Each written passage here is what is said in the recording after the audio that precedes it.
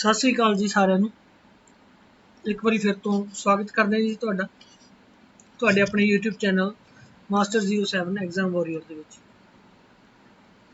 लगातार ਅਸੀਂ videos upload ਕਰ ਰਹੇ ਹਾਂ ਜੀ ਪੰਜਾਬੀ ਵਿਸ਼ੇ ਦੇ ਨਾਲ ਸੰਬੰਧਿਤ ਪੰਜਾਬੀ ਵਾਰਤਕ ਦਾ ਭਾਗ ਅਸੀਂ ਕਰ ਰਹੇ ਸੀਗੇ ਹੁਣ ਤੱਕ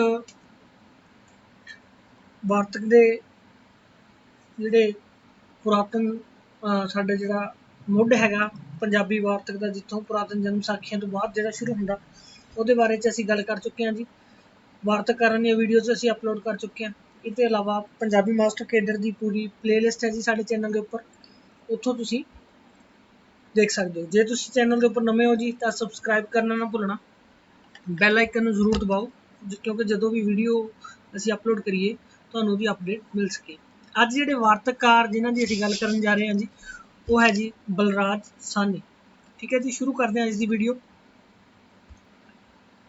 बलराज साहनी नूं पंजाबी का प्रगतिशील लेखक कहा जाता जी और जी उन्होंने ज़्यादा जान पछाण है वो पंजाबी हिंदी फिल्मों के अदाकार के तौर पर है एक एक्टर के तौर पर उन्होंने पहचान ज़्यादा है जी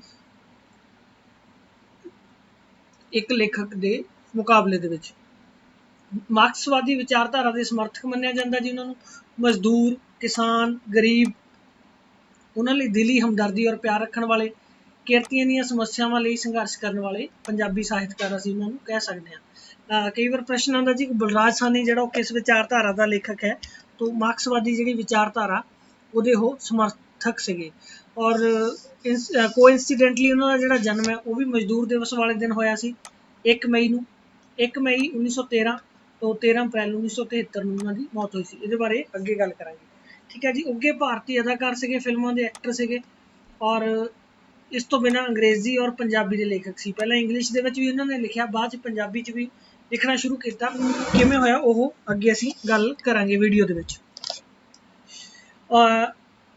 उगे जिहड़े हिंदी के लेखक है और फिल्मों के अदाकार से भीषम साहनी ये उन्हां दे वड्डे भरा सीगे रंगमंच तो इन्होंने अपनी अदाकारी शुरू की जी 1945 के विच फिल्म धरती के लाल दे नाल फिल्मां दे विच इन्होंने कदम रखा और इन्हों की जी असली पहचान वो बनी 1953 के विच जिहड़ी फिल्म सी 2 बीघा जमीन ठीक है जी लगभग 135 फिल्मों के विच अदाकारी की इन्होंने एक्टिंग वो तो अलावा फिर जिहड़े लेखक के तौर पर मेरा पाकिस्तानी सफ़रनामा मेरा रूसी सफ़रनामा ये और बहुत सारिया नज़मां और छोटिया कहानियां भी इन्होंने लिखियां तो जिहड़ी इन्हों की स्वयजीवनी है वो है मेरी फिल्मी आत्मकथा ठीक है जी मेरी फिल्मी आत्मकथा इन्हों की स्वयजीवनी है 1969 के भारत सरकार ने इन्हों पद्मश्री और 1971 के पंजाब सरकार ने श्रोमणी लेखक का इनाम के नाल इन्हों सन्मानित किया 13 अप्रैल 1973 को मुंबई के इन्हों की मौत हुई सी ठीक है जी शुरुआत उन्होंने कैरीयर की अध्यापक के तौर पर की है जी मंच कलाकार रहे थे फिल्म स्टार तो तुहाडे नाल गल हो ही चुकी है इत्थे स्लाइड दे विच एक असीं इंटरनेट तो चित्र लिया जी उन्होंने जिहड़ी पहली पत्नी सीगी दमयंती उहदे नाल ये बलराज साहनी उन्हों का चित्र है इंटरनेट तो असीं लिया जी ठीक है जी अगे गल करते हैं जी तो जन्म जिवें हो गई जी गल 1 मई 1913 नूं होया कित्थे जी रावलपिंडी बरतानवी पंजाब सीगा आज़ादी तो पहला वाला 13 अप्रैल 1973 में इन्हों की मौत हुई जी मुंबई के महाराष्ट्र के पंजाबी हिंदी और अंग्रेजी के इन्होंने लिखा अदाकारी और साहित्यकारी के लिए इन्हों का नाम जोड़ा वो मशहूर है जी तो जिवें गल हुई सी कि इन्हों का जन्म होया जी 1 मई 1913 को रावलपिंडी पाकिस्तान पिता का नाम सी लाला हरबंस लाल माता लक्ष्मी देवी पहला नाम इन्हों का युधिष्ठिर सीगा पर औखा होने करके बाद बदल के बलराज इन्हों का नाम रखा गया ठीक है जी शुरू में रावलपिंडी के गुरुकुल तो संस्कृत भाषा का ज्ञान प्राप्त किया फिर DAV हाई स्कूल रावलपिंडी तो मैट्रिक की गौरमेंट कॉलेज लाहौर तो 1934 के MA अंग्रेजी इन्होंने की भावें लंबा समा मुंबई में बतीत किया होवे पर पंजाब पंजाबी पंजाबीयत नूं परनाया होया सीगा इन्हां दी जिंदगी का बहुत इंपोर्टेंट जिहड़ा ਲਗਾਵ ਸੀਗਾ ਉਹ ਪੰਜਾਬੀ ਦੇ ਨਾਲ ਸੀ। 1936 ਦੇ ਵਿੱਚ ਬਲਰਾਜ ਦੀ ਜਿਹੜੀ ਸ਼ਾਦੀ ਹੈ ਜੀ ਦਮਯੰਤੀ ਨਾਲ ਹੋਈ। ਉੱਪਰ ਆਪਾਂ ਜਿੱਦਾਂ ਦੇਖਿਆ ਜੀ ਤਸਵੀਰ ਦੇ ਵਿੱਚ, ਉਹ ਚੰਗੀ ਨਾਇਕਾ ਸੀਗੀ। ਸ਼ੁਰੂ 'ਚ ਆਪਣੇ ਪਿਤਾ ਜੀ ਦੇ ਵਜਾਜੀ ਦੇ ਵਪਾਰ ਦੇ ਵਿੱਚ ਹੱਥ ਵਟਾਉਂਦੇ ਸੀ ਬਲਰਾਜ ਸਾਹਨੀ, ਪਰ ਕੰਮ ਉਹਨਾਂ ਨੂੰ ਪਸੰਦ ਨਹੀਂ ਆਇਆ। ਇੱਕ ਦਿਨ ਕੀ ਹੋਇਆ, ਘਰ ਵਾਲਿਆਂ ਨੂੰ ਬਿਨਾਂ ਦੱਸੇ ਕਿੱਥੇ ਚਲੇ ਗਏ, ਕਲਕੱਤੇ। ਇੱਥੇ ਰਹਿੰਦਿਆਂ ਹਿੰਦੀ ਦੇ ਪ੍ਰਸਿੱਧ ਆਲੋਚਕ ਸੀਗੇ ਡਾਕਟਰ ਹਜ਼ਾਰੀ ਪ੍ਰਸਾਦ ਦਵੇਦੀ, ਉਹਨਾਂ ਦੇ ਪ੍ਰਭਾਵ ਹੇਠ ਫਿਰ ਇਹ ਕਿਹਨੂੰ ਜਿਹੜੇ ਡਾਕਟਰ ਟੈਗੋਰ ਸੀਗੇ ਉਹਨਾਂ ਦੇ ਇਹ ਸੰਪਰਕ ਦੇ ਵਿੱਚ ਆ ਗਏ। ਉੱਥੇ ਫਿਰ ਉਹਨਾਂ ਨੇ ਜੀ ਸ਼ਾਂਤੀ ਨਿਕੇਤਨ ਦੇ ਵਿੱਚ ਹਿੰਦੀ ਅਧਿਆਪਕ ਵੀ ਨੌਕਰੀ ਕੀਤੀ। ਉਹ ਤੋਂ ਬਾਅਦ BBC ਲੰਡਨ ਦੇ ਵਿੱਚ ਹਿੰਦੀ ਅਨਾਉਂਸਰ ਦੇ ਤੌਰ ਤੇ ਨੌਕਰੀ ਕਰ ਲਈ। ਹਿੰਦੀ ਦੇ ਅਨਾਉਂਸਮੈਂਟ ਜਿਹੜੀ ਰੇਡੀਓ ਦੇ ਉੱਪਰ ਜਿੱਦਾਂ ਸਟਾਰਟਿੰਗ ਦੇ ਵਿੱਚ ਹੁੰਦੀ ਸੀ, ਉਹਦੇ ਵਿੱਚ ਇਹਨਾਂ ਨੂੰ ਨੌਕਰੀ ਮਿਲ ਗਈ। 27 ਅਪ੍ਰੈਲ 1947 ਨੂੰ ਜਿਹੜੀ ਇਹਨਾਂ ਦੀ ਵਾਈਫ ਸੀਗੀ ਦਮਯੰਤੀ, ਉਹਦੀ ਡੈਥ ਹੋ ਗਈ ਤੇ ਇੱਕ ਬੱਚੀ ਸੀਗੀ ਸ਼ਬਨਮ। ਉਸ ਤੋਂ ਬਾਅਦ ਫਿਰ ਬਲਰਾਜ ਨੇ ਜਿਹੜਾ ਦੁਬਾਰਾ ਵਿਆਹ ਕਰਵਾਇਆ ਜੀ, ਸੰਤੋਸ਼ ਸੀਗਾ ਉਹਨਾਂ ਦੀ ਵਾਈਫ ਦਾ ਨਾਮ, ਤੇ ਉਹਨਾਂ ਦੇ 2 ਬੱਚੇ ਹੋਏ, ਪ੍ਰੀਕਸ਼ਤ ਔਰ ਸਨੋਬਰ। ਠੀਕ ਹੈ ਜੀ। ਪ੍ਰੀਕਸ਼ਤ ਜਿਹੜਾ ਉਹ ਵੀ ਉਹਨਾਂ ਦਾ ਬੇਟਾ ਫਿਲਮ ਇੰਡਸਟਰੀ ਦੇ ਵਿੱਚ ਕੰਮ ਕਰਦਾ ਸੀ। ਤੇ ਬਲਰਾਜ ਸਾਹਨੀ ਜਿਹੜੇ ਉਹ IPTA Indian People's Theatre Association ਅਤੇ ਪ੍ਰਗਤੀਸ਼ੀਲ ਲੇਖਕ ਸੰਗਠਨ ਵਿੱਚ ਵੱਧ ਚੜ ਕੇ ਹਿੱਸਾ ਲੈਂਦੇ ਰਹੇ। ਠੀਕ ਹੈ ਜੀ। ਔਰ ਜਿੱਦਾਂ ਪਹਿਲਾਂ ਗੱਲ ਹੋਈ ਸੀ ਜੀ ਵਿਚਾਰਧਾਰਾ ਦੀ, ਤਾਂ ਉਹ ਪੱਕਾ ਮਾਰਕਸਵਾਦੀ ਲੇਖਕ ਉਹਨਾਂ ਨੂੰ ਮੰਨਿਆ ਜਾ ਸਕਦਾ। ਉਹਨਾਂ ਦੇ ਦਾਰਸ਼ਨਿਕ ਦ੍ਰਿਸ਼ਟੀਕੋਣ ਜਿਹੜਾ ਹੈ ਨਾ, ਜ਼ਿੰਦਗੀ ਨੂੰ ਇਹਦੇ ਨਾਲ ਹੀ ਦੇਖਿਆ ਘੋਖਿਆ, ਔਰ ਲਿਖਤਾਂ ਜਿਹੜੀਆਂ ਲਿਖੀਆਂ ਉਹ ਵੀ ਮਾਰਕਸਵਾਦੀ ਦ੍ਰਿਸ਼ਟੀਕੋਣ ਦੇ ਨਾਲ ਲਿਖੀਆਂ। ਕਿਹੜੇ ਸਾਹਿਤਕਾਰ ਹੈ ਜੀ ਜਿਨ੍ਹਾਂ ਦਾ ਉਹ ਹਮਖਿਆਲੀ ਹੈ, ਜਿਨ੍ਹਾਂ ਨਾਲ ਉਹਦੇ ਵਿਚਾਰ ਮਿਲਦੇ ਆ? ਉਹ ਹੈਗੇ ਜੀ ਗੁਰਬਖਸ਼ ਸਿੰਘ ਪ੍ਰੀਤਲੜੀ, ਸੰਤ ਸਿੰਘ ਸੇਖੋਂ ਔਰ ਪ੍ਰੋਫੈਸਰ ਕ੍ਰਿਸ਼ਨ ਸਿੰਘ। ਇਹਨਾਂ ਦਾ ਹਮਖਿਆਲ ਇਹਨਾਂ ਨੂੰ ਕਿਹਾ ਜਾ ਸਕਦਾ। ਹਮਖਿਆਲ ਦਾ ਮਤਲਬ ਹੁੰਦਾ ਜੀ ਕਿ ਦੋਵਾਂ ਦੇ ਜਿਹੜੇ ਵਿਚਾਰ ਹੈ ਉਹ ਇਹਨਾਂ ਲੇਖਕਾਂ ਦੇ, ਬਲਰਾਜ ਸਾਹਨੀ ਦੇ, ਇਹਨਾਂ ਦੇ ਨਾਲ ਮੇਲ ਖਾਂਦੇ ਸੀ। ਅੱਗੇ ਗੱਲ ਕਰਦੇ ਹਾਂ ਜੀ ਸਮਾਜਵਾਦ ਔਰ ਪੰਜਾਬੀਅਤ ਜਿਹੜੀ ਹੈ, 2 ਚੀਜ਼ਾਂ ਉਹਨਾਂ ਦੀਆਂ ਕਿਰਤਾਂ ਦੇ ਵਿੱਚ ਨਜ਼ਰ ਆਉਂਦੀ। ਸਮਾਜਵਾਦ, ਸੋਸ਼ਲਿਜ਼ਮ ਔਰ ਪੰਜਾਬੀਅਤ। ਬੇਲੜਾਂ ਤੋਂ ਨਫ਼ਰਤ, ਕਾਮਿਆਂ ਦਾ ਸਤਿਕਾਰ, ਸ਼ੋਸ਼ਿਤ ਤੇ ਬੇਬਸ ਲੋਕਾਈ ਨਾਲ ਹਮਦਰਦੀ, ਇਹ ਉਹਨਾਂ ਦੀਆਂ ਰਚਨਾਵਾਂ ਦਾ ਪ੍ਰਧਾਨ ਰਸ ਹੈ। ਠੀਕ ਹੈ ਜੀ। ਕਈ ਵਾਰ ਇਹ ਪ੍ਰਸ਼ਨ ਪੁੱਛ ਲਿਆ ਜਾਂਦਾ ਜੀ, ਜਿੱਦਾਂ ਸਾਡੀ ਕੁਐਸਚਨ MCQ ਦੀ ਸੀਰੀਜ਼ ਹੈ, ਉਹਦੇ ਵਿੱਚ ਇਸ ਤਰ੍ਹਾਂ ਦੇ ਪ੍ਰਸ਼ਨ ਤੁਹਾਨੂੰ ਪੁੱਛੇ ਗਏ ਹੈ ਕਿ ਜਿਹੜਾ ਕਿਸੇ ਲੇਖਕ ਦਾ ਨਾਮ ਲੈ ਕੇ ਕਿ ਉਹਦੀ ਸੁਰ ਕਿਹੋ ਜਿਹੀ ਹੈ। ਠੀਕ ਹੈ ਜੀ। ਸਾਹਿਤਕ ਵਿਧਾ ਕੋਈ ਵੀ ਹੋਵੇ, ਉਹਦੇ ਮਤਲਬ ਚਾਹੇ ਉਹਨਾਂ ਨੇ ਕੋਈ ਕਵਿਤਾ ਨਜ਼ਮ ਲਿਖੀ ਜਾਂ ਕਹਾਣੀਆਂ ਲਿਖੀਆਂ ਜਾਂ ਵਾਰਤਕ ਲਿਖੀ, ਹਰੇਕ ਜਗ੍ਹਾ ਪ੍ਰਗਤੀਸ਼ੀਲ ਵਿਚਾਰਧਾਰਾ ਜਿਹੜੀ ਉਹ ਨਜ਼ਰ ਉਹਨਾਂ ਦੀ ਆਉਂਦੀ ਹੈ। ਥੋੜਾ ਇੰਟਰਸਟਿੰਗ ਹੈ ਜੀ ਉਹਨਾਂ ਦੇ ਬਾਰੇ 'ਚ ਇਹ ਗੱਲ ਕਿ ਪਹਿਲਾਂ ਉਹਨਾਂ ਨੇ ਅੰਗਰੇਜ਼ੀ ਦੇ ਵਿੱਚ ਲਿਖਣਾ ਸ਼ੁਰੂ ਕੀਤਾ, ਫਿਰ ਬਾਅਦ 'ਚ ਪੰਜਾਬੀ 'ਚ ਲਿਖਿਆ। ਹੋਇਆ ਕਿਵੇਂ ਕਿ ਉਹਦੀ ਅੱਗੇ ਗੱਲ ਕਰਦੇ ਹਾਂ। 1960 ਦੇ ਵਿੱਚ ਪਾਕਿਸਤਾਨ ਗਏ ਇਹ ਵਾਪਸ, ਕਿਉਂਕਿ ਰਾਵਲਪਿੰਡੀ ਦਾ ਇਹਨਾਂ ਜਨਮ ਸੀ। ਆਜ਼ਾਦੀ ਤੋਂ ਬਾਅਦ ਪਾਕਿਸਤਾਨ ਜਿਹੜਾ ਪੰਜਾਬ ਹੈ ਉਹ ਅਲੱਗ ਹੋ ਗਿਆ। ਫਿਰ ਉੱਥੇ ਜਾ ਕੇ ਜਦੋਂ ਵਾਪਸ ਆਏ ਤਾਂ ਮੇਰਾ ਪਾਕਿਸਤਾਨੀ ਸਫ਼ਰਨਾਮਾ ਜਿਹੜਾ ਇਹਨਾਂ ਨੇ ਲਿਖਿਆ ਬਹੁਤ ਜ਼ਿਆਦਾ ਫੇਮਸ ਹੋਇਆ ਜੀ, ਬਹੁਤ ਮਸ਼ਹੂਰ ਹੈ। ਇਹਦੇ ਵਿੱਚੋਂ ਅਕਸਰ ਜਿਹੜਾ ਪ੍ਰਸ਼ਨ ਹੈ ਉਹ ਪੁੱਛਿਆ ਜਾਂਦਾ ਪੰਜਾਬੀ ਨਾਲ ਸੰਬੰਧਿਤ ਐਗਜ਼ਾਮ ਦੇ ਵਿੱਚ। 1969 ਦੇ ਵਿੱਚ ਇਹ ਸੋਵੀਅਤ ਯੂਨੀਅਨ ਦੀ ਫੇਰੀ ਕੀਤੀ। ਉਸ ਤੋਂ ਬਾਅਦ ਮੇਰਾ ਰੂਸੀ ਸਫ਼ਰਨਾਮਾ ਲਿਖਿਆ, ਜਿਸ ਨੂੰ ਸੋਵੀਅਤ ਐਂਡ ਨਹਿਰੂ ਇਨਾਮ ਮਿਲਿਆ। ਇਹਨੂੰ ਸੋਵੀਅਤ ਲੈਂਡ ਨਹਿਰੂ ਇਨਾਮ ਜਿਹੜਾ ਉਹ ਮਿਲਿਆ ਸੀਗਾ ਮੇਰਾ ਰੂਸੀ ਸਫ਼ਰਨਾਮਾ ਨੂੰ। ਹੁਣ ਜਿੱਦਾਂ ਅਸੀਂ ਗੱਲ ਕੀਤੀ ਕਿ ਮਾਰਕਸਵਾਦੀ ਵਿਚਾਰਧਾਰਾ, ਜੋ ਸਮਾਜਵਾਦ ਦੀ ਵਿਚਾਰਧਾਰਾ ਹੈ, ਉਸ ਤੋਂ ਬਲਰਾਜ ਸਾਹਨੀ ਬਹੁਤ ਜ਼ਿਆਦਾ ਪ੍ਰਭਾਵਿਤ ਸੀ। ਉਹ ਸਾਰੀਆਂ ਚੀਜ਼ਾਂ ਫਿਰ ਉਹਨੂੰ ਖਿੱਚਿਆ ਸੋਵੀਅਤ ਯੂਨੀਅਨ ਦੇ ਵੱਲ ਨੂੰ। ਇਹਨਾਂ ਤੋਂ ਬਿਨਾਂ ਜੀ ਆਰਸੀ ਔਰ ਪ੍ਰੀਤਲੜੀ ਰਸਾਲਿਆਂ ਦੇ ਵਿੱਚ ਇਹਨਾਂ ਦੀਆਂ ਕਵਿਤਾਵਾਂ ਔਰ ਕਹਾਣੀਆਂ ਵੀ ਛਪਦੀਆਂ ਰਹੀਆਂ। ਮੇਰੀ ਫਿਲਮੀ ਆਤਮ ਕਥਾ ਇਹਨਾਂ ਦੀ ਸਵੈਜੀਵਨੀ ਹੈ ਜੀ। 1971 ਦੇ ਵਿੱਚ ਪੰਜਾਬ ਸਰਕਾਰ ਵੱਲੋਂ ਸ਼੍ਰੋਮਣੀ ਲੇਖਕ ਦਾ ਇਨਾਮ ਦਿੱਤਾ ਗਿਆ। ਹੁਣ ਗੱਲ ਸਟੋਰੀ ਵੱਲ ਨੂੰ ਆਉਂਦੇ ਜੀ, ਆਪਣੀ ਜਿਹੜੀ ਅਸੀਂ ਜ਼ਿਕਰ ਕਰ ਰਹੇ ਸੀ ਕਿ ਬਲਰਾਜ ਸਾਹਨੀ ਨੇ ਪੰਜਾਬੀ ਦੇ ਵਿੱਚ ਲਿਖਣਾ ਕਿਵੇਂ ਸ਼ੁਰੂ ਕੀਤਾ। ਸ਼ਾਂਤੀ ਨਿਕੇਤਨ ਦੇ ਵਿੱਚ ਅਧਿਆਪਕ ਵਜੋਂ ਨੌਕਰੀ ਕਰ ਰਹੇ ਸੀ। ਨੌਕਰੀ ਕਰਦੇ ਕਰਦੇ ਇੱਕ ਦਿਨ ਰਵਿੰਦਰਨਾਥ ਟੈਗੋਰ ਨਾਲ ਉਹਨਾਂ ਦੀ ਮੁਲਾਕਾਤ ਹੋਈ ਜੀ।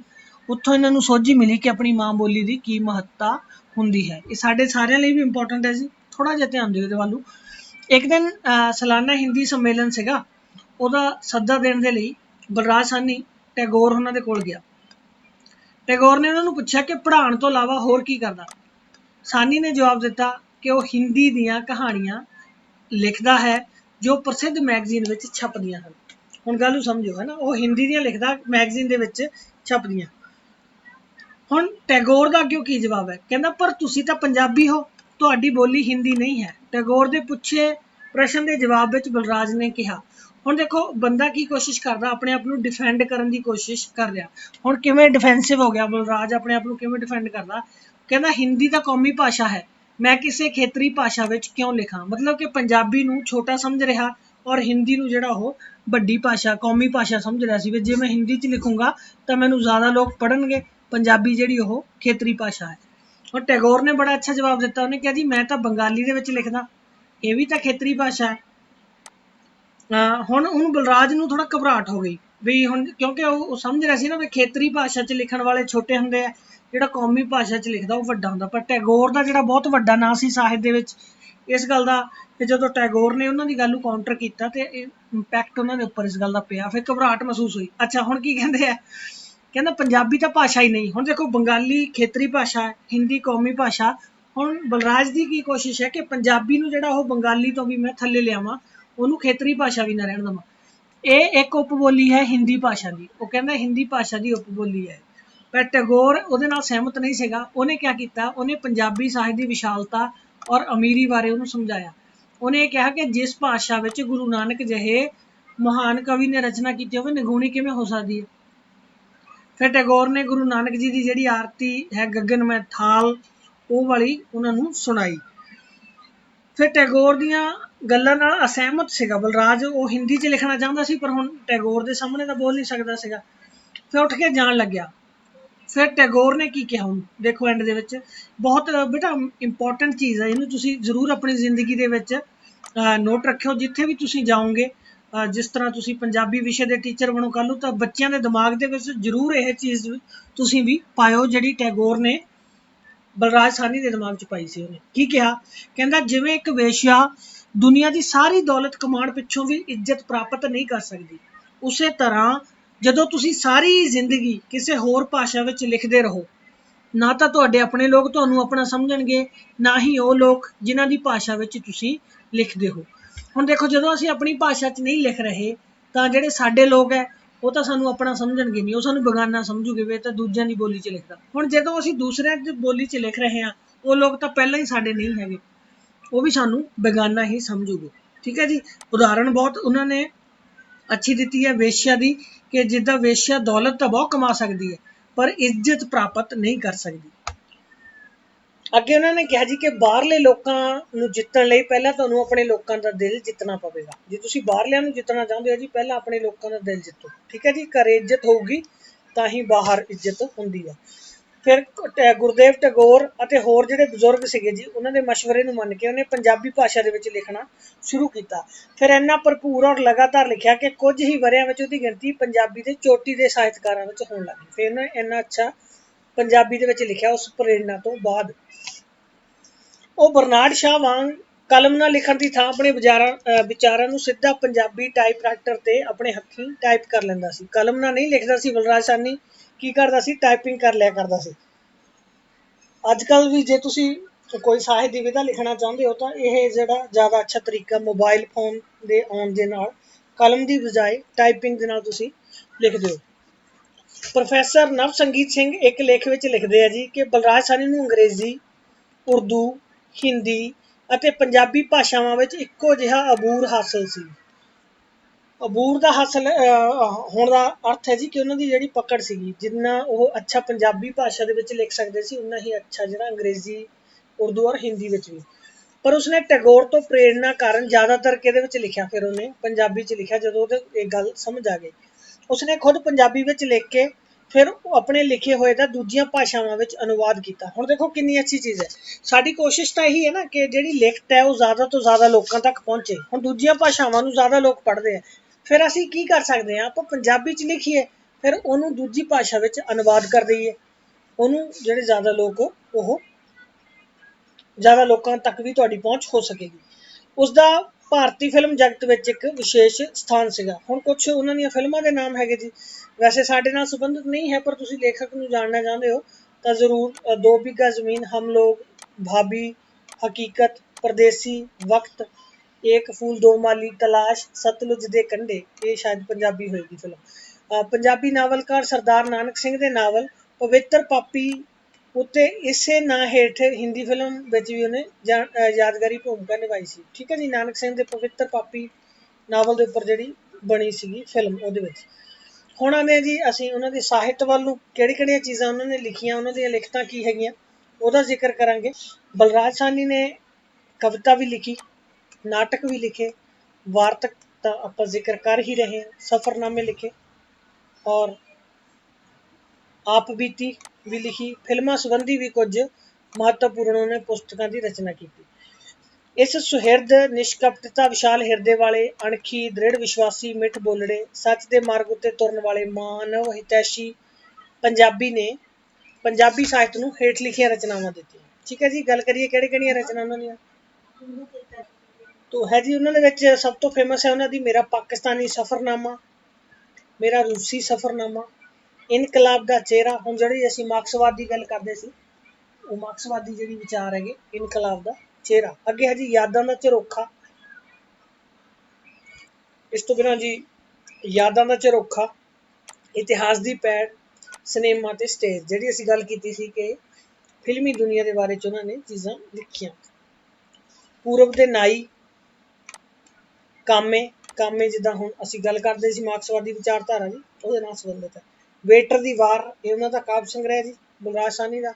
ਕੀ ਇਹ ਸੱਚ ਹੈ ਬਾਪੂ, ਇਹ ਉਹਨਾਂ ਦਾ ਨਾਟਕ ਹੈ। ਅਰਸ਼ ਫਰਸ਼, ਬਸੰਤ ਕੀ ਕਰੇਗਾ, ਇਹ ਵੀ ਉਹਨਾਂ ਦਾ ਕਹਾਣੀ ਸੰਗ੍ਰਹਿ। ਇਸ ਤੋਂ ਇਲਾਵਾ ਆਲੋਚਨਾ ਦੇ ਉੱਤੇ ਵੀ ਉਹਨਾਂ ਨੇ ਲਿਖਿਆ ਜੀ, ਕਲਮ ਤੇ ਕਿਤਾਬ, ਇਹ ਉਹਨਾਂ ਦੀ ਆਲੋਚਨਾ ਦੀ ਪੁਸਤਕ ਹੈ ਜੀ। ਔਰ ਇੱਕ ਉਹਨਾਂ ਦਾ ਨਾਵਲ ਹੈ, ਇੱਕ ਸਫ਼ਰ ਇੱਕ ਦਾਸਤਾਨ। ਬਲਰਾਜ ਸਾਹਨੀ ਨੂੰ ਜੀ ਜਿਹੜਾ ਪੰਜਾਬ ਔਰ ਪੰਜਾਬੀਅਤ ਨਾਲ ਅਸੀਂ ਜਿੱਦਾਂ ਪਿਆਰ ਦੀ ਗੱਲ ਕਰ ਰਹੇ ਸੀ, ਹਮੇਸ਼ਾ ਆਪਣੀ ਜਨਮ ਭੂਮੀ ਜਿਹੜੀ ਰਾਵਲਪਿੰਡੀ ਹੈ ਉਹ ਯਾਦ ਆਉਂਦੀ ਰਹੀ। ਇਸੇ ਲਈ ਵੰਡ ਤੋਂ ਬਾਅਦ ਉਹ ਵਾਪਸ ਉੱਥੇ ਜਾ ਕੇ ਵੀ ਆਏ, ਜਿਹੜਾ ਉਹਨਾਂ ਨੇ ਆਪਣਾ ਮੇਰਾ ਪਾਕਿਸਤਾਨੀ ਸਫ਼ਰਨਾਮਾ ਲਿਖਿਆ। ਠੀਕ ਹੈ ਜੀ, ਤੇ ਰਾਵਲਪਿੰਡੀ ਦੀ ਜਿਹੜੀ ਬੋਲੀ ਔਰ ਪੰਜਾਬੀ ਹੈ, ਉਸਦੇ ਪਿਆਰ ਨੂੰ, ਉਹਨਾਂ ਚੀਜ਼ਾਂ ਨੂੰ ਉਹ ਭੁਲਾ ਨਹੀਂ ਸਕਿਆ। ਹੁਣ ਥੋੜਾ ਉਹਨਾਂ ਦੀ ਕਿਹੜੀ ਕਿਤਾਬਾਂ ਦੇ ਵਿੱਚ ਕੀ ਲਿਖਿਆ ਉਹਦੇ ਬਾਰੇ ਥੋੜਾ ਜਿਹਾ ਅਸੀਂ ਗੱਲ ਕਰ ਲਈਏ। ਕਿ ਕਾਮੇ ਪੁਸਤਕ ਦਾ ਇੱਕ ਲੇਖ ਹੈ ਜੀ ਅਥਰੂ, ਉਹਦੇ ਵਿੱਚ ਆਪਣੀਆਂ ਭਾਵਨਾਵਾਂ ਨੂੰ ਉਹਨੇ ਪੇਸ਼ ਕੀਤਾ ਹੈ ਬੋਲੀ ਦੇ ਬਾਰੇ ਚ ਔਰ ਰਾਵਲਪਿੰਡੀ ਦੇ ਬਾਰੇ ਚ। ਕਿਆ ਕਹਿੰਦਾ ਜੀ, ਕਹਿੰਦਾ ਉਹ ਪਿਆਰੀ ਮਿੱਠੀ ਬੋਲੀ ਪਿੰਡੀ ਦੀ, ਪਿੰਡੀ ਦਾ ਆਦਮੀ ਇੰਜ ਬੋਲਦਾ ਹੈ ਜਿਵੇਂ ਪੰਜਾਬੀ ਜ਼ੁਬਾਨ ਦਾ ਇੱਕ ਇੱਕ ਲਫ਼ਜ਼ ਉਹਨੇ ਧੋ ਧਾ ਕੇ ਤੈਅ ਕਰਕੇ ਆਪਣੇ ਹਿਰਦੇ ਵਿੱਚ ਬਿਠਾ ਰੱਖਿਆ ਹੋਵੇ। ਹੁਣ ਦੇਖੋ ਕਿੰਨਾ ਉਹਨੂੰ ਪਿਆਰ ਹੈ ਪੰਜਾਬੀ ਬੋਲੀ ਦੇ ਨਾਲ ਔਰ ਆਪਣਾ ਜਿਹੜਾ ਰਾਵਲਪਿੰਡੀ ਦੇ ਨਾਲ। ਠੀਕ ਹੈ ਜੀ, ਹਿੰਦੂ ਪਰਿਵਾਰ ਦੇ ਵਿੱਚ ਉਹਨੇ ਭਾਵੇਂ ਜਨਮ ਲਿਆ ਸੀਗਾ, ਪਰ ਉਹ ਪੰਜਾਬੀ ਔਰ ਪੰਜਾਬੀਅਤ ਦਾ ਸ਼ੁਦਾਈ ਸੀ। ਗੁਰੂ ਅਰਜਨ ਦੇਵ ਜੀ, ਗੁਰੂ ਗੋਬਿੰਦ ਸਿੰਘ ਬਾਰੇ ਬੜਾ ਭਾਵੁਕ ਹੋ ਕੇ ਉਹਨੇ ਇੱਕ ਵਾਰੀ ਲਿਖਿਆ ਸੀ। ਉਹ ਕਹਿੰਦਾ ਤੁਸੀਂ ਕੀ ਸਮਝਦੇ ਹੋ, ਇਹ ਗੁਰੂ ਸਾਹਿਬਾਨ ਕੋਈ ਇਕੱਲੇ ਸਿੱਖਾਂ ਦੇ ਹੀ ਸਨ, ਇਹ ਸਾਡੇ ਵੀ ਸਨ। ਇਹਨਾਂ ਦਾ ਪੈਗਾਮ ਤਾਂ ਸਾਰੇ ਪੰਜਾਬੀਆਂ ਅਤੇ ਸਾਰੀ ਮਾਨਵ ਜਾਤੀ ਲਈ ਹੈ। ਠੀਕ ਹੈ ਜੀ, ਇਸ ਤਰ੍ਹਾਂ ਦੇ ਬਲਰਾਜ ਸਾਹਨੀ ਦੇ ਅੰਦਰ ਭਾਵ ਸੀਗੇ। ਪੰਜਾਬੀ ਸਾਹਿਤ ਵਿੱਚ ਜਿਹੜਾ ਉਹਨਾਂ ਨੇ ਯੋਗਦਾਨ ਪਾਇਆ ਜੀ, ਉਹਦੇ ਲਈ 1971 ਦੇ ਵਿੱਚ ਸ਼੍ਰੋਮਣੀ ਸਾਹਿਤਕਾਰ ਦਾ ਸਨਮਾਨ ਉਹਨਾਂ ਨੂੰ ਮਿਲਿਆ। ਉਹਦੀ ਸੋਚ, ਦੇਸ਼ ਪਿਆਰ, ਸਾਹਿਤਕ ਫਿਲਮ ਜਗਤ ਵਿੱਚ ਦਿੱਤਾ ਜਿਹੜਾ ਯੋਗਦਾਨ ਹੈ, ਉਹਦੇ ਬਦਲੇ 1969 ਦੇ ਵਿੱਚ ਪਦਮ ਸ਼੍ਰੀ ਜਿਹੜਾ ਉਹਨੂੰ ਅਵਾਰਡ ਮਿਲਿਆ ਸੀਗਾ। ਤੇ 13 ਅਪ੍ਰੈਲ 1973 ਨੂੰ ਵਿਸਾਖੀ ਵਾਲੇ ਦਿਨ ਇਸ ਸੰਸਾਰ ਨੂੰ ਅਲਵਿਦਾ ਕਹਿ ਗਿਆ ਜੀ। ਔਰ ਐਂਡ ਦੇ ਵਿੱਚ ਉਹਦੀ ਜਿਹੜੀ ਇੱਛਾ ਸੀਗੀ ਉਹਦੇ ਮੁਤਾਬਿਕ ਲਾਸ਼ ਨੂੰ ਤਿਰੰਗੇ 'ਚ ਲਪੇਟਿਆ ਗਿਆ ਔਰ ਉਹਦੇ ਸਰਾਣੇ ਮਾਰਕਸ ਔਰ ਲੈਨਨ ਦੀਆਂ ਪੁਸਤਕਾਂ ਰੱਖੀਆਂ ਗਈਆਂ। ਠੀਕ ਹੈ ਜੀ, ਇਹ ਸੀਗੀ ਸਾਡੀ ਵੀਡੀਓ ਬਲਰਾਜ ਸਾਹਨੀ ਹੋਣਾ ਦੇ ਬਾਰੇ 'ਚ। ਉਮੀਦ ਕਰਦੇ ਹਾਂ ਜੀ ਤੁਹਾਨੂੰ ਕਾਫੀ ਅੱਛੀ ਜਾਣਕਾਰੀ ਜਿਹੜੀ ਮਿਲੀ ਹੋਏਗੀ। ਪਰ ਥੋੜਾ ਜਿਹਾ ਹੁਣ ਆਪਾਂ ਸਲਾਈਡ ਤੋਂ ਬਾਹਰ ਦੀ ਗੱਲ ਵੀ ਇਹਦੇ ਵਿੱਚ ਐਡ ਕਰਨੀ ਚਾਹੁੰਦੇ ਹਾਂ, ਉਹ ਵੀ ਆਪਾਂ ਐਡ ਕਰਦੇ ਹਾਂ ਜੀ। ਇਹ ਸੀਗੀਆਂ ਸਾਡੀਆਂ ਸਲਾਈਡਾਂ। ਇਹ ਤੋਂ ਇਲਾਵਾ ਬਲਰਾਜ ਸਾਹਨੀ ਹੋਰਾਂ ਬਾਰੇ ਜੋ ਲਿਖਤਾਂ ਹੈ ਜੀ ਬਲਰਾਜ ਸਾਹਨੀ ਦੀਆਂ, ਉਹਦੇ ਵਿੱਚ ਜਿਹੜੀ ਉਪ ਬੋਲੀ ਹੈ ਜੀ ਪੰਜਾਬੀ ਦੀ ਪੋਠੋਹਾਰੀ ਦਾ ਜਿਹੜਾ ਪ੍ਰਭਾਵ ਹੈ ਉਹ ਅਕਸਰ ਨਜ਼ਰ ਆਉਂਦਾ। ਠੀਕ ਹੈ ਜੀ, ਕਈ ਵਾਰੀ ਇਹ ਪ੍ਰਸ਼ਨ ਪੁੱਛ ਲਿਆ ਜਾਂਦਾ ਕਿ ਬਲਰਾਜ ਸਾਹਨੀ ਦੇ ਉੱਪਰ ਕਿਹੜੀ ਭਾਸ਼ਾ ਦਾ ਅਸਰ ਨਜ਼ਰ ਆਉਂਦਾ ਜੀ, ਤੇ ਉਹ ਭਾਸ਼ਾ ਹੈ ਜੀ ਉਪ ਭਾਸ਼ਾ, ਕਿਹੜੀ ਉਪ ਭਾਸ਼ਾ ਦਾ ਆਉਂਦਾ ਜੀ ਉਹਨੂੰ, ਉਹ ਹੈ ਜੀ ਪੋਠੋਹਾਰੀ, ਜੋ ਪੰਜਾਬੀ ਦੀ ਉਪ ਭਾਸ਼ਾ। ਜਿਹੜੇ ਉਹਨਾਂ ਦੇ ਜ਼ਿਆਦਾ ਨਿਬੰਧ ਹੈ ਜੀ, ਕਿਉਂਕਿ ਉਹਨਾਂ ਦਾ ਸੰਬੰਧ ਜਿਹੜਾ ਫਿਲਮ ਜਗਤ ਦੇ ਨਾਲ ਰਿਹਾ, ਤੇ ਉਸ ਫਿਲਮ ਜਗਤ ਦਾ ਜਿਹੜਾ ਪਰਿਪੇਸ਼ ਹੈਗਾ ਜੀ ਉਹਦੇ ਬਾਰੇ ਹੀ ਜ਼ਿਆਦਾਤਰ ਉਹਨਾਂ ਦੇ ਹੈਗੇ ਆ। ਇੱਕ ਉਹਨਾਂ ਦੇ ਵਿੱਚ ਜਿਹੜੀ ਗੱਲ ਨਜ਼ਰ ਆਉਂਦੀ ਕਿ ਬਾਰ-ਬਾਰ ਜਿਹੜੇ ਆਪਣਾ ਜੀਵਨ ਹੈ, ਆਪਣਾ ਬਚਪਨ ਹੈ, ਉਹਨਾਂ ਦੀਆਂ ਯਾਦਾਂ ਉਹ ਸਾਂਝੀਆਂ ਕਰਨ ਦੀ ਕੋਸ਼ਿਸ਼ ਕਰਦਾ। ਜਿਹੜੀ ਕਾਮੇ ਉਹਨਾਂ ਦੀ ਹੈ ਜੀ ਪੁਸਤਕ, ਜ਼ਿਆਦਾ ਫੇਮਸ ਉਹਨਾਂ ਦੀਆਂ ਸੀਗੀਆਂ ਕਿਤਾਬਾਂ, ਉਹ ਹੈਗੀ ਸਿਨੇਮਾ ਤੇ ਸਟੇਜ। ਇਹ 1974 ਦੇ ਵਿੱਚ ਛਪੀ ਸੀ। ਫਿਲਮੀ ਜਗਤ ਦੇ ਬਾਰੇ ਜਿੱਦਾਂ ਅਸੀਂ ਗੱਲ ਕਰ ਰਹੇ ਸੀਗੇ, ਤਾਂ ਇਹ ਹੈਗੀ ਜੀ ਉਹਨਾਂ ਦੀ 1974 ਦੇ ਵਿੱਚ। ਉਹਨਾਂ ਦੀ ਡੈਥ ਤੋਂ ਬਾਅਦ ਜਿਹੜੀਆਂ ਕਿਤਾਬਾਂ ਛਪੀਆਂ ਉਹਨਾਂ ਦੀ ਅਸੀਂ ਗੱਲ ਕਰ ਰਹੇ ਹਾਂ। ਕਾਮੇ ਜਿਹੜੀ ਹੈ ਉਹ 1984 ਦੇ ਵਿੱਚ ਛਪੀ ਜੀ, ਉਹਨਾਂ ਦੀ ਬੁੱਕ। ਤੇ ਜਿਹੜੀ ਉਹਨਾਂ ਦੀ ਹੈ ਜੀ ਯਾਦਾਂ ਦੀ ਕੰਨੀ, ਸ਼ਾਇਦ ਸਲਾਈਡ ਦੇ ਵਿੱਚ ਨਹੀਂ ਹੈ, ਯਾਦਾਂ ਦੀ ਕੰਨੀ ਪੁਸਤਕ ਸੀਗੀ 1990 ਦੇ ਵਿੱਚ। ਇਹ ਜ਼ਿਆਦਾ ਉਹਨਾਂ ਦੀਆਂ ਫੇਮਸ ਰਹੀਆਂ। ਹੁਣ ਜ਼ਿਆਦਾਤਰ ਪੋਠੋਹਾਰੀ ਦਾ ਪ੍ਰਯੋਗ ਕਰਦਾ ਜੀ, ਪਰ ਜਿਹੜੀ ਉਹਨਾਂ ਦੀ ਗੱਦ ਜਦੋਂ ਲਿਖਣ ਵਾਲੀ ਸ਼ੈਲੀ ਹੈ ਉਹਦੇ ਵਿੱਚ ਕਦੇ ਕਦੇ ਉਰਦੂ ਔਰ ਹਿੰਦੀ ਜਿਹੜੀ ਹੈ ਨਾ ਉਹਨੂੰ ਵੀ ਕਾਫੀ ਉਹਨੇ ਯੂਜ਼ ਕੀਤਾ। ਉਹਦਾ ਕਾਰਨ ਕੀ ਸੀਗਾ, ਕਿਉਂ ਉਹ ਮੁੰਬਈ ਦੇ ਵਿੱਚ ਰਹਿੰਦਾ ਸੀ, ਉਹਨੇ ਦਿਨੀ ਬੰਬਈ ਨਾਮ ਸੀਗਾ, ਤੇ ਉੱਥੇ ਜਿਹੜਾ ਉਹਨਾਂ ਦਾ ਆਸ-ਪਾਸ ਦੇ ਲੋਕ ਸੀਗੇ, ਮਾਹੌਲ ਸੀਗਾ, ਭਾਸ਼ਾ ਸੀਗੀ, ਉਹਦਾ ਅਸਰ ਜਿਹੜਾ ਉਹਨਾਂ ਦੀਆਂ ਲਿਖਤਾਂ ਦੇ ਵਿੱਚ ਨਜ਼ਰ ਆਉਂਦਾ ਹੈ। ਉਮੀਦ ਕਰਦੇ ਹਾਂ ਜੀ ਤੁਹਾਨੂੰ ਅੱਛੀ ਲੱਗੀ ਹੋਏਗੀ ਵੀਡੀਓ। ਲਾਈਕ ਜ਼ਰੂਰ ਕਰਨਾ, ਸ਼ੇਅਰ ਕਰਨਾ ਨਾ ਭੁੱਲਣਾ। ਜੇ ਤੁਸੀਂ ਨਵੇਂ ਹੋ ਚੈਨਲ ਦੇ ਉੱਪਰ ਤਾਂ ਸਬਸਕ੍ਰਾਈਬ ਜ਼ਰੂਰ ਕਰ ਲਓ। ਵੀਡੀਓ ਨੂੰ ਕਮੈਂਟ ਦੇ ਵਿੱਚ ਤੁਸੀਂ ਆਪਣੀ ਰਾਏ ਦੇ ਸਕਦੇ ਹੋ ਜੀ, ਕਿਸ ਤਰ੍ਹਾਂ ਦੀ ਤੁਹਾਨੂੰ ਲੱਗੀ ਵੀਡੀਓ। ਇਹ ਤੋਂ ਬਿਨਾਂ ਡਿਸਕ੍ਰਿਪਸ਼ਨ ਬਾਕਸ ਦੇ ਵਿੱਚ ਸਾਡੀ ਈਮੇਲ ਆਈਡੀ ਦਿੱਤੀ ਹੁੰਦੀ ਹੈ, ਉੱਥੇ ਵੀ ਤੁਸੀਂ ਸਾਡੇ ਨਾਲ ਕੰਟੈਕਟ ਕਰ ਸਕਦੇ ਹੋ। ਫੇਸਬੁੱਕ ਦੇ ਉੱਪਰ ਸਾਡਾ ਪੇਜ ਹੈ ਜੀ Masters07 ਐਗਜ਼ਾਮ ਵਾਰੀਅਰ, ਉਹਨੂੰ ਜ਼ਰੂਰ ਲਾਈਕ ਕਰੋ ਜੀ। ਹਰ ਨਵੀਂ ਅਪਡੇਟ ਉਹਦੇ ਉੱਪਰ ਤੁਹਾਨੂੰ ਅਸੀਂ ਦੇਣ ਦੀ ਕੋਸ਼ਿਸ਼ ਕਰਦੇ ਹਾਂ। ਧੰਨਵਾਦ ਜੀ ਸਾਰਿਆਂ ਦਾ ਵੀਡੀਓ ਦੇਖਣ ਦੇ ਲਈ। ਸਤਿ ਸ਼੍ਰੀ ਅਕਾਲ ਸਾਰਿਆਂ ਨੂੰ।